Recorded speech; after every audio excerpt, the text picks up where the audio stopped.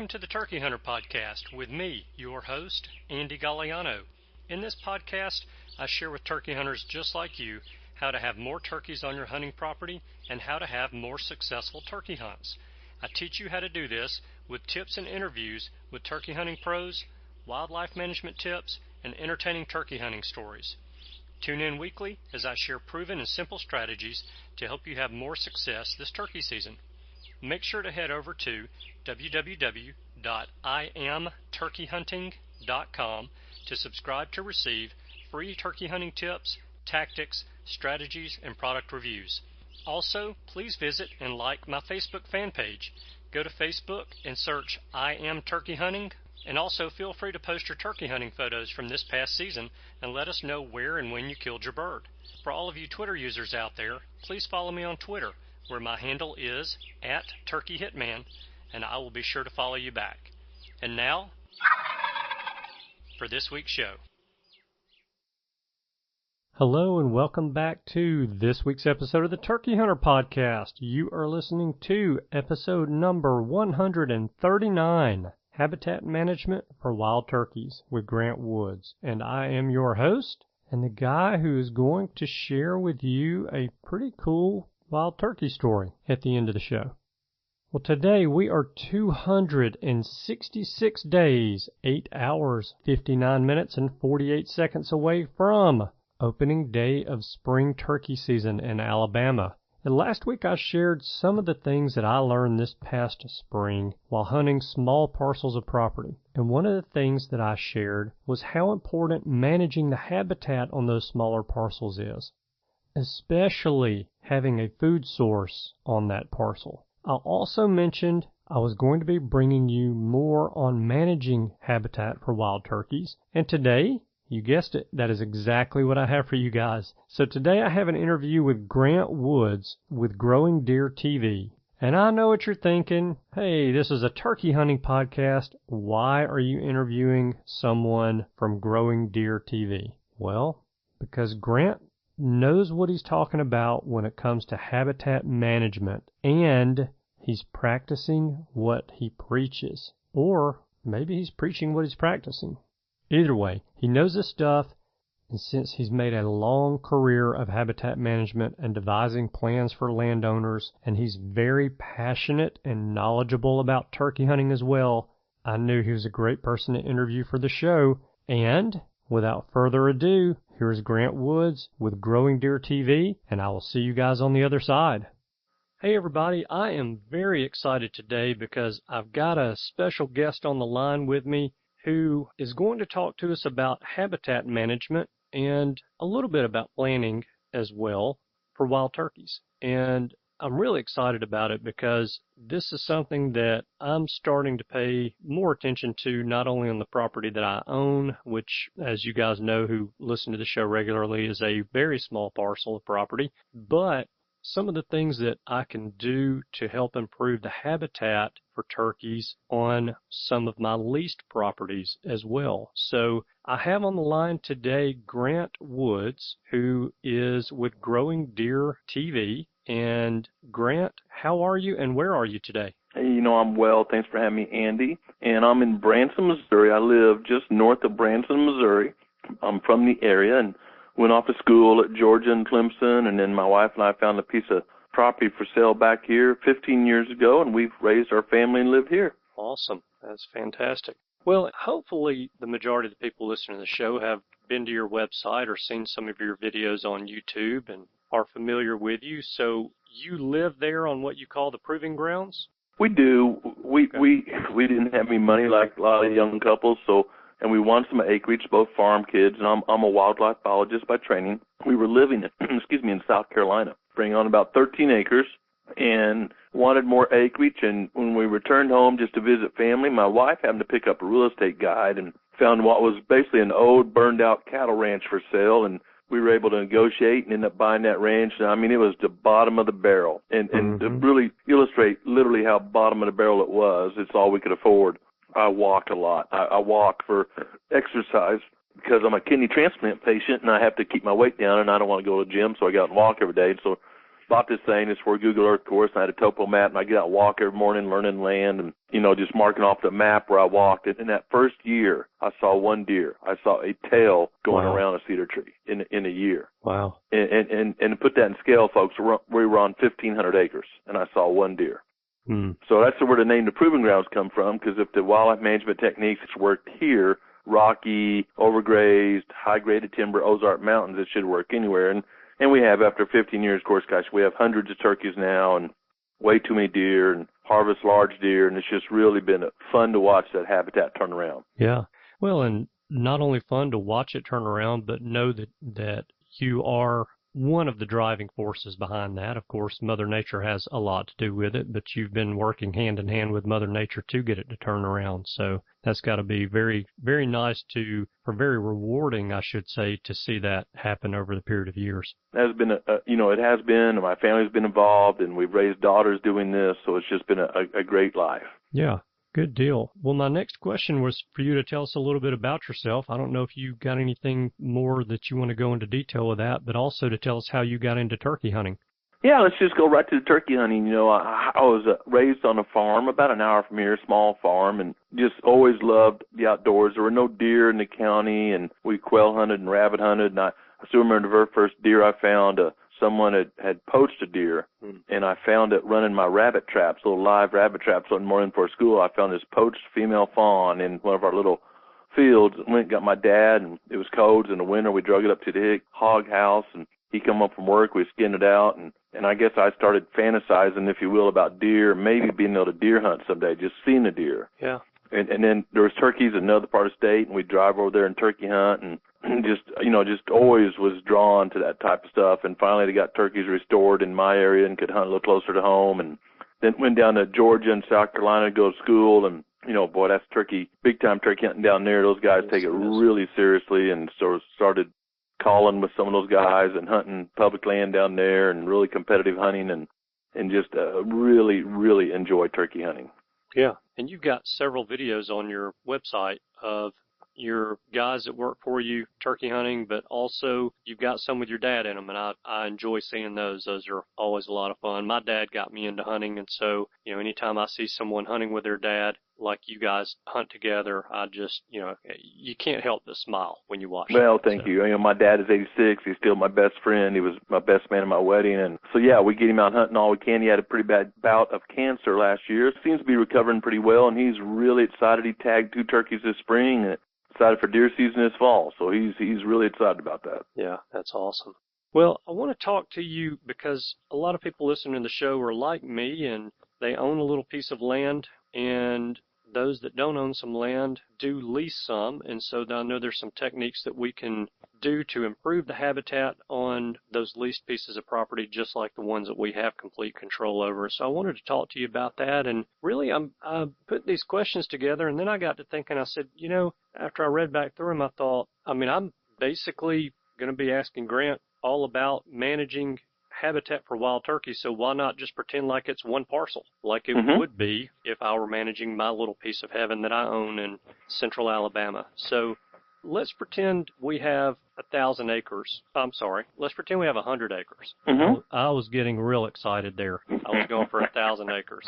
And let's just say, as hard as this is to do, because it's not exactly real world, and we'll dip back and forth in this real world versus what I would like. Let's pretend we've got a 100-acre island. Because I know when we have 100 acres and we're trying to manage that, we need to look at our neighbors' properties as well, don't we? We do. Turkeys tend to have pretty large home range. They move around a lot. They're very driven by the most convenient food source, and of course brood habitat and nesting habitat are critical, so we want to consider all those factors. Yeah, and as much as we do need to consider them, what the neighbors' properties look like and what the neighbors do with their properties, we have zero control over. So, that's why I kind of want to look at this like, all right, in the fake world, in our dream world of a 100-acre island where we have no neighbors, what would we like to do? And then we'll kind of dip into maybe what is the real world where we do have neighbors on some of this. So let's take our 100-acre island that has basically not been touched, but we have some deer and we have some turkeys on it. For turkeys, how much of that 100-acre island would you say needs to be fields, and how much would need to be in timber or woods? Yep, great question. You know, when I was a boy here in Missouri, we're skipped right into reality just a second. All the turkeys were in the southern part of the state, basically in the rugged Ozark Mountains where they couldn't be hunted out. Mm-hmm. And there were no turkeys in northern Missouri, no turkey season, no turkeys in northern Missouri. And as they started restocking the counties in southern Missouri and getting successful populations, somebody said, well, gosh, I wonder, is any chance all they'd make it in northern Missouri? And they put some up there. And now there's way more turkeys in northern Missouri. And we've learned that turkeys do great with, 70, 80% open area and 10, 20%, 30% timber to roost in. Mm-hmm. And the really only thing turkeys are using that timber for is roosting, predator avoidance, blah, blah, blah. But they're making a living on the ground, as you know, all day long. That's where their food and cover is. And under a full canopy forest, there's not a lot of food or cover for turkey. That's not really good turkey habitat. Now, all the old great southern turkey books written from chasing those gobblers back in the swamp, whatever, those are great. I love reading them, but they're about chasing one or two gobblers, and not like driving through Kansas and literally seeing 1,000 turkeys in a flock, literally. Right. So open land is much more productive for turkeys than closed canopy timber. So, if I had a small property, I'd want at least 50% open. And open doesn't mean, bare ground, but it means a combination of nesting habitat and production fields and stuff like that. Okay. So then of that, say 50% that you got in open or in fields, we'll put it that way, is there a certain percentage that you would turn into nesting habitat? Yeah, there sure is. I think nesting habitat is critical, and it's so often overlooked because it's not hunting habitat, and they don't think about a food. It's almost like sanctuaries for deer. People want to overlook it. It's not as glamorous. Mm-hmm. And nesting habitat is something that's relatively thick, but needs some bare ground in there so turkeys and turkey poults can get around, 0 to 2 feet tall. Then, 10 feet tall does a turkey no good. It's that first couple feet off the ground. And ideally, it's just tall enough that they can periscope or look right over the top of it to look for predators and then duck back down and be totally concealed. Okay. And without good nesting habitat, that turkey population is not going to thrive and build up in population. They're just going to be really vulnerable to predation and other factors. Yeah, okay. Is that nesting habitat, and I know we're talking about a small piece of property, a small parcel of property, relatively speaking, into a turkey's range, but is that something that you would try to manage with prescribed fire to maybe rotate an area out, on a 3-year rotation or something like that? How are you going to maintain that? I'm not as worried about rotating out. I probably would, in most instances, use prescribed fire. We use it an awful lot here at the Proving Grounds. And if you think about it, if you start burning, especially that far south and late January, early February, you're going to have enough growth back to be great nesting and even brood habitat by nesting and brood season.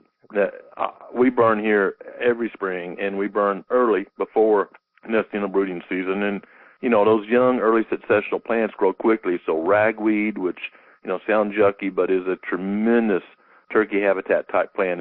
It makes what we call umbrella cover, thick on top, open underneath. Mm-hmm. So turkeys move freely underneath ragweed. Usually there's a lot of soft insects under ragweed, and turkeys make a living on soft insects. So it's great turkey habitat. And so that fire can be used to bring back early succession habitat, and if you burn it early enough in the late winter, early spring, it's great habitat that year. I'm not missing a rotation. Okay. I don't want to burn late May or something because I'm going to be burning up some nests or poults or something like that. And, another consideration is we want those areas to be large enough that a predator, let's say a raccoon or a coyote, can't just troll downwind of that block of habitat and smell all the turkeys in there. And we all know that a wet hen has a lot of odor. She's easy to smell. It's called the wet hen theory, that predators, if it rains a lot during nesting season, there's usually a real small hatch because predators just follow those hens to the nest so easy and disrupt the nest. Mm-hmm. So I like my turkey areas, literally cover areas like that, 10, 20 acres, not 2 acres or 5 acres. I call those predator food plots. Yes, fawns will be born in there and turkeys will be born in there, but very few survival. And this research was actually done at Mississippi State. Back in the old days, SMZs or stream management zones were really popular, and people would leave a small, 20, 30, 40, 50-yard buffer along a little streamlet, and not cut any trees off there. And that's great for stopping siltation and real estate looks and stuff like that. But what happened is the turkeys would all leave the pine plantation and go nest in that stream side management zone where there was some thicker cover. and it's so narrow, any predator going on a downwind side smelled every turkey in there and wiped them out. They just become predator hunting zones. Yeah. Yeah, and they definitely catch on to that. I mean, the predators, they're making a living from doing just that, from preying on the critters that we like to chase. Oh, yes, like they're very efficient. You know, just last week, or I think it was last week before, there was one of Wildlife Society publications, and someone had put some cameras on bears in moose habitat up in Alaska. Mm-hmm. And everyone always thought, you know, bears kill a few moose calves, but not that many. And these bears were averaging 1 point some odd moose calves a day. And within 2 hours, there was no sign there was ever a moose calf there. Everything was consumed. Wow. And so during the moose fawning season, an average bear was killing over 30 moose calves. Holy cow. Well, it didn't take a lot of bear to really hurt a moose population in that type of predation. Yeah, definitely. All right, so, and I may be nitpicking, and it's okay to say if I am. In these fields or open areas that we're going to have on our 100-acre island, is there any benefit to shaping those fields a certain way where we have more field edge? No, I don't think so. Actually, ideally, I would have a circle so there's more in the middle, further away from predators, and less edge. You know, edge is a great thing for wildlife. There's no doubt about that, but we got to remember more edge or a star shape or something that spreads it out. It's just easier for predators to smell all the way through there. Okay. And don't discount predators. I mean, they are a huge factor on landscape. Fur prices have been horribly low for several years now. People are not trapping at all like they used to. They just can't even come close to making a profit. And so predators are a huge factor, especially down south. Everyone knows there's a gazillion coons running around. And when you develop a lot of edge, you're making it ideal predator habitat. Okay. All right. So really then the predators are working those edges more so than they are just right down the middle of a field. And, No trapper wades in the middle to set a trap. He's going to trap on the edge or a road crossing or something like that. Yeah. Those are predator highways, just like the edge at stream management zone. That's going to be a predator highway. Okay. All right. So I want to, I guess, touch on something or go back and touch on something that you mentioned, and then we'll move on. You mentioned that you don't like the growing season burn. You know, here's what I do on our land. And the older I get, the more I follow this, but I burn when it's dry. It really doesn't matter to me what month it is, because I can't burn all my property at once. So if I happen to burn one little area and there has to be a nest or two in there, but I'm improving the habitat for a lot of other species in the following year there. But natural fires, and you know, what is natural? Everyone throws this word natural out, and I've yet to find a really good definition. So I've come up with the definition. Natural is what occurred here in North America pre-European settlement. Okay. Not pre-Native American settlement, but pre-European settlement, because the Native Americans kind of more or less ebbed and flowed with these things and moved around, very, very mobile, moved around a lot. Mm-hmm. And so if we look at fire scars and really good data, we find that it wasn't this nice 3 to 5 year interval that the universities talk about or blah, blah, blah. That's great if you can work it out. It rarely works out because of weather conditions. When it's dry, there was probably a lightning strike or an Indian campfire got out or whatever happened, and it burned. And we know from the fire scars, it didn't burn like what we do. It may burn 70 miles long and 100 miles wide. It was a big, big fire, converting huge blocks of land into better habitat, not little 20 acres at a time. So we burn here when it's dry. We have burned in almost every month out of the year here at the Proving Grounds. And what you find is when you burn at different months, you get a much different vegetative response. And that diversity is, of course, critical for wildlife. So, you know, when we burn in spring, we're more likely to get a response from native grasses. We burn in the fall, we get more forbs, native legumes, plants that are very beneficial to wildlife. So, you know, if I had my ruthers, I'd be burning in August, but I burn whenever it's dry enough to have a good fire. Okay. All right. That's very interesting. So I've been reading up a little bit on prescribed fire, and it seems like some of the more recent studies that have been done are showing that as far as turkeys are concerned, that the growing season burns seem to be more beneficial in the long run. And you get more. Growing season burns reduce hardwoods more, especially hardwood saplings, which is usually good turkey management, and encourage more of these like partridge pea and other really beneficial native forbs. Native grass is wonderful cover. I love it. But if you spring burn, you'll find that you can't control hardwood saplings coming in, and you end up with a stand of about pure grass after a time. When you burn in the fall, you tend to get a lot better species diversity, especially these forbs, and you do a better job of setting back hardwood saplings, which is critical for turkey habitat. And, by the way, deer habitat, too. Very good. All right. So in our fields on this 100-acre island that we have, our fields that we've created, what would you recommend as far as planting in those fields that we were going to plant some sort of crop? Would you plant? Well, clover greens up. It's one of the first quality forages to green up in the spring, and anyone's turkey hunted much around clover fields has probably killed a turkey or two that their crop was just full of clover. So I like about 10% of my food plot acreage in clover, and there's no exact ratio, but somewhere around 10. Mm-hmm. Because when clover is really growing and productive, guys, it takes a very small acreage to feed a lot of critters. Right. And when it's hot and dry and clover is dormant or too cold and clover is dormant, it doesn't matter if you got the whole 100 acres of clover, it's not going to be food there. So when clover is productive, it doesn't take very many acres. And when it's not productive, it doesn't matter how many acres you have. So I like about 10% of my food plot acreage or my property, I'm really food plot acreage in clover. And then I'm a huge soybean fan for turkeys. I mean, it makes an awesome umbrella cover, right? Bare below, big umbrella comes on top. It attracts a lot of beneficial insects, but these soft insects like spiders and whatnot are great turkey food. And, of course, when it makes grain, they love it. They absolutely love it and prosper on it. It's high in oil, high in fat, does really well. So it's hard to beat a combination of a small percentage of your food plots in clover and a much larger percent in soybeans, and you might overseed that soybean plot with something in the fall. Mm-hmm. Okay. All right. So some sort of a grass at that point, a grain. Yeah, small grain like a cereal rye or a mixture of a cereal rye and a crimson clover. Clover holds a lot of insects. You see a lot of turkeys in clover, not always because they're eating clover, but they're bugging in there. Right.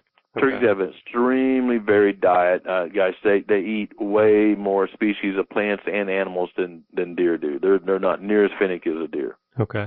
All right. And then I know the farmer would say, yes, rotate those crops out. Are you rotating your crops in your food plots? Yeah, here at the Proving Grounds, I have fields that's had soybeans in them every year for 15 years now, and they're still growing great, doing well. But how I get away with that, my secret is I only no-till drill. I don't interrupt that natural cycle of fungi and bacteria that are healing and preparing the soil and moving nutrients around. And I always have a rotation in that I'm going to overseed those beans during the fall with a blend of radishes and turnips and different brassicas and small grains, wheat, cereal, rye, stuff like that. So I am having a crop rotation. It's not one summer to the next summer. It's one part of the year to the next part of the year. I got you. Okay. And each of those crops that you're rotating out are using and adding different minerals to the soil. Yeah, again, as I matured, like a lot of guys, I started planting food plots. I was just trying to find a way to attract critters. I didn't care about anything but attracting a critter to, 20 yards broadside. And now I'm way more interested in building quality soil, because without quality soil, my land's going to decline in quality. I'm going to contribute to erosion. I'm going to contribute to putting more carbon in the atmosphere, and my critters aren't going to be as healthy. So I plant cereal rye, not because deer or turkey eat the rye heads. I've never known that to happen, because when I terminate that crop with a roller crimper, which stimulates a herd of buffalo going through there and trampling it down on the great prairie, I add a huge amount of organic matter to the soil. Mm-hmm. That organic matter is like a slow-release fertilizer, providing nutrients for the next crop and doing a great job of holding soil moisture in place for the next crop. So I'm more interested in coming up with blends that, A, feed the critters, and B, improve the soil than the old days where I just worried about if a critter eat it or not. Gotcha. Okay. And there is actually a lot of that you're showing on the website now, because it's that time of year where you're starting to crimp and do some of that. Yes, and we're doing it, and we make a new show every week, 52 weeks of the year. So we literally just show what we're doing. I don't have a program for next week right now. Literally, we just show whatever we're doing that week.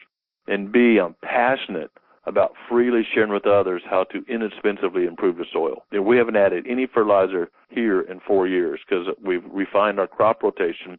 Different crops like buckwheat is really good about mobilizing phosphorus and making it available to other plants. And, of course, soybeans are a legume to add a lot of nitrogen.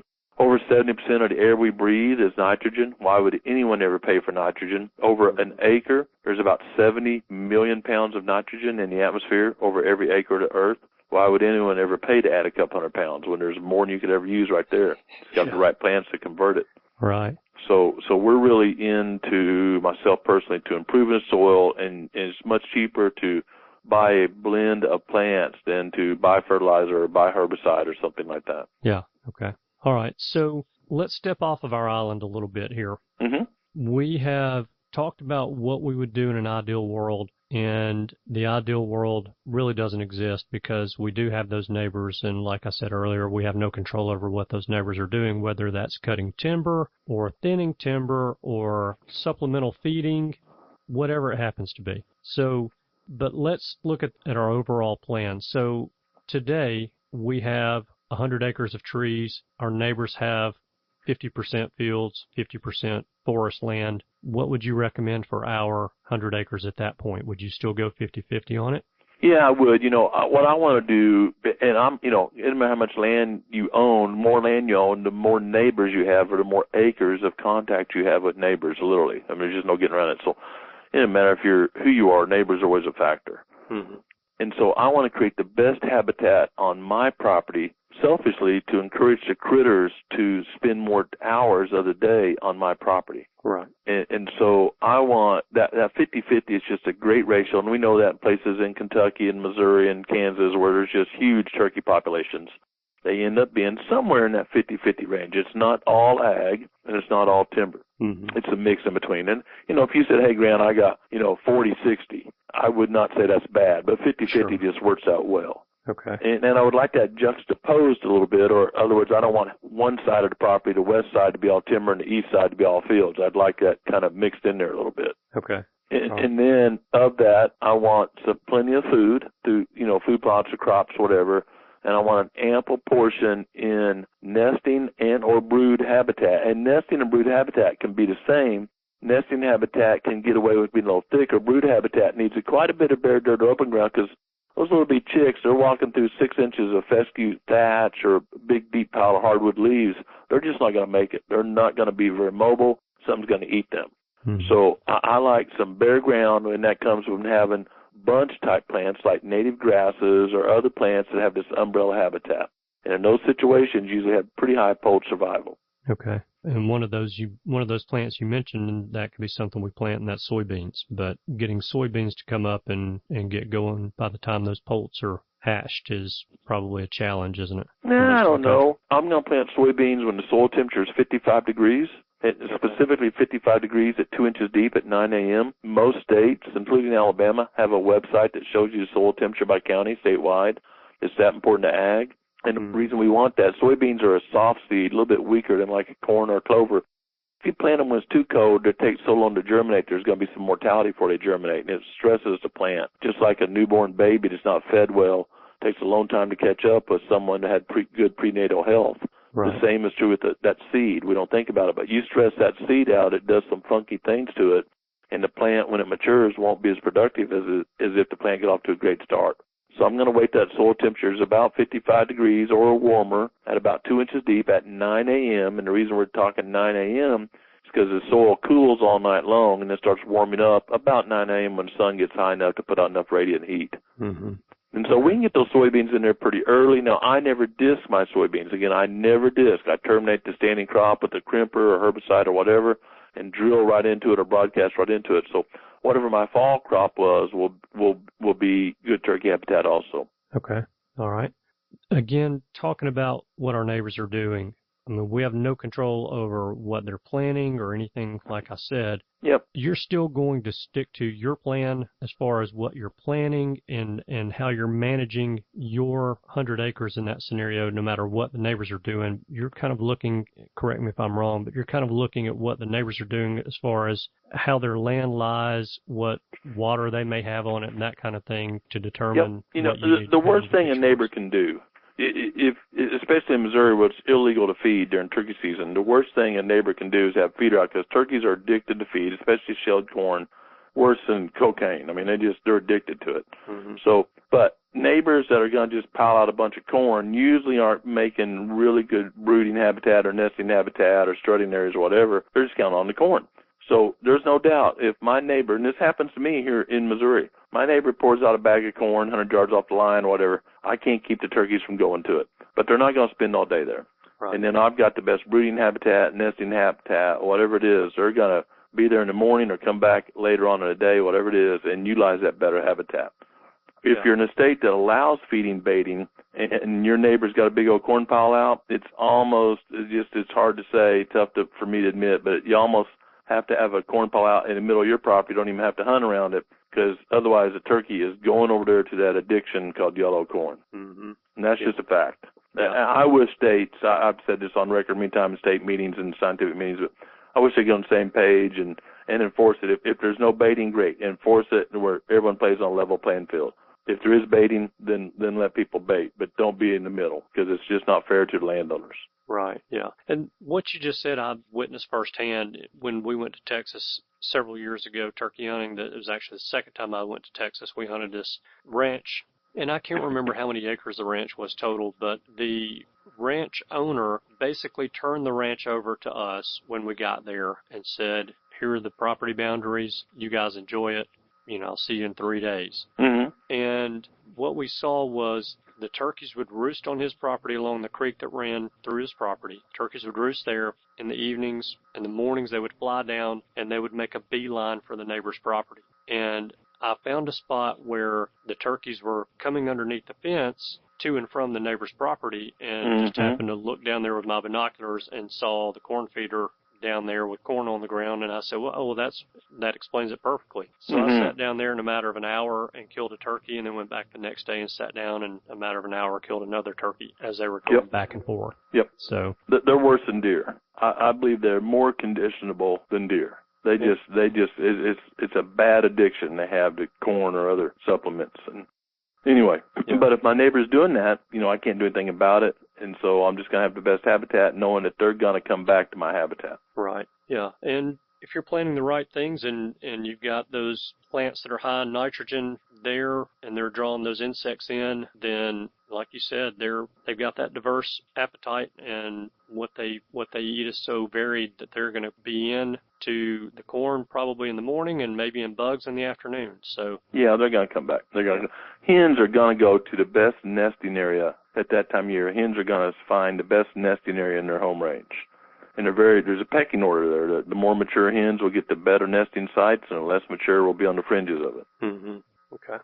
Very good. Well, you've taught me a lot, and you've taught me that, or I guess really I already knew this, that I don't have enough time to spend out on my little piece of property doing what I want to do. But and probably none of us do, but what we can do, and what I do all the time or tell people to do, is identify the most limiting factor. You can't do it all. None of us usually don't have the time or budget. But identify the most limiting factor. Is that water? Is talking about turkeys? Is that brood cover, nest cover, strut areas? A great thing to do is just reduce predators. Turkeys and deer both really sense where they're safer. Their number one motivating factor is not breeding, not food, but safety, literally. And so if you have reduced predators on your 100 acres, and your neighbors haven't trapped a coon in 20 years, turkeys will pick up on that. And there's lots of research that shows this. Yeah. So one of the things we do at Proving Grounds is we trap very aggressively every trapping season and remove a lot of predators, about 60 a year. Yeah. Okay. And you would recommend, of course, trapping right before and right during the nesting season and brood rearing season. Yeah, if legal where you are. In Missouri, we have to stop trapping at the end of January, which is unfortunate. But states where you can trap during fawning or nesting season, you have a lot higher success of getting those poults and fawns up to maturity. Yeah, okay. Very good. Well, tell us a little bit about Growing Deer TV, where we can find it, and what you guys have going on currently. Yeah, guys, I'm a consulting biologist. I didn't like the university system. I don't like politics. So just when I finished my doctorate degree, by that time I had enough clients. I just kind of kept on going. It wasn't any master written out plan on my part. It was just fun to go help landowners improve their wildlife habitat. Right. And so I did that a long time. Literally one day I come home and my youngest daughter was about, just a infant, and I sat in the floor with her rolling the ball back and forth, and the phone rang. And as soon as the phone rang, she said, "Daddy." And I realized she knew me from the phone ringing. That's how much I was traveling. Oh, wow. And I said, this has got to change. I'm very family-oriented. So my wife and I sat down and kind of prayed it through and decided that we would start giving away information that we should charge for on a show, on a web-based show, Growing Deer TV, and see if, quality companies would come alongside us. And that was 8 years ago. We're coming up right on our 400th episode. We make a new episode and publish it every week, 52 weeks out of the year. We've never had a repeat episode in 8 years, 52 weeks out of the year. That's true. Always some new.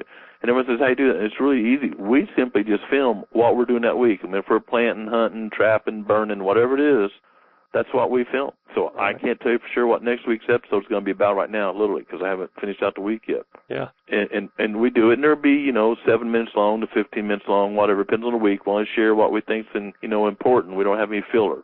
There's no sitting around the porch beating a drum trying to fill up time. And anyway, it's been good. We've been very blessed to have a very, very large audience now, and I enjoy sharing information, so it's been really good for us.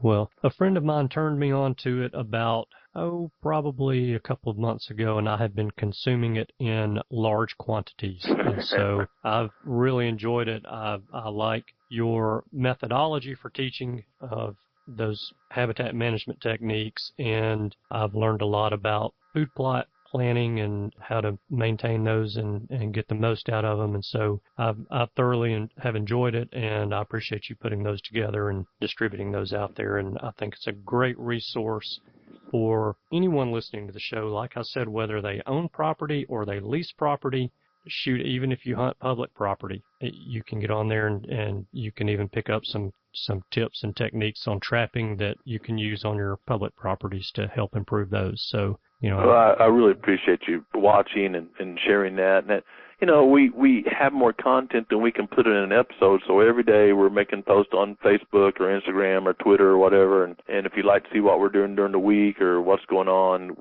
stages of the rut, blah, blah, blah, you can just check those out and get instant information, because we're trying to share as we're out there in the field doing it. We were out in the field this morning down in Arkansas, and we shared from there. Yeah. And if we want to find you on Facebook and all the social media channels, just go to Grant Woods. You can Grant Woods, just search on Grant Woods and you'll find us. Okay, perfect. Grant, thank you again very much for sharing your knowledge with us about some habitat management for wild turkeys and all the sharing that you do on your website and your videos there. And I appreciate your time today. And if you ever head down towards Alabama and it's that time of year when the woods are blooming and starting to green up, you've got my phone number. You are welcome to call me, and we'll see if we can find a tree to go sit beside. I look forward to that. I hope our paths cross soon. I appreciate the opportunity. Thank you, Grant. Have a great afternoon. Mm-hmm. All right, goodbye. All right, I really hope that you enjoyed that interview. As I mentioned at the end of the call with Grant, I learned a great deal from speaking with him on the phone, and I'm learning a ton from watching his videos on his website. I know you guys can learn a great deal from Grant and his crew as well. So check him out at growingdeer.tv. I don't think you'll be disappointed.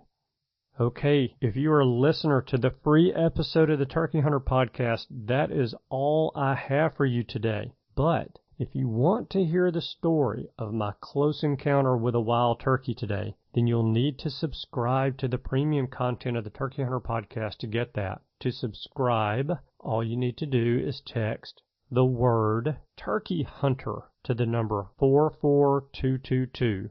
That's Turkey Hunter to the number 44222. Make it one word.